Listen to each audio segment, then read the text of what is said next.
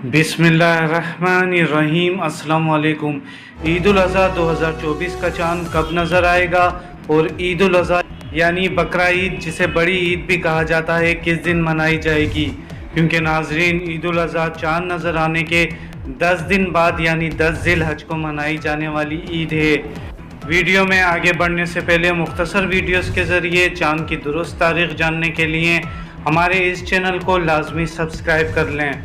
दोस्तों, आज 28 ज़िलक़द 6 जून और जुमेरात का दिन है, जबकि हिजरी कैलेंडर 1445 के मुताबिक कवी इम्कान है कि ईद उल अज़हा का चांद 29 ज़िलक़द 7 जून जुम्मे के दिन नज़र आए और यूँ ईद उल अज़हा यानी बकरा ईद 17 जून पीर के दिन होगी।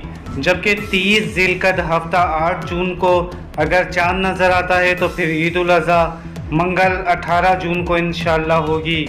याद रहे, पाकिस्तान में चांद की 1 तारीख का ऐलान चांद की रुयत के बाद रुयत हिलाल कमेटी के चेयरमैन की जानिब से किया जाता है।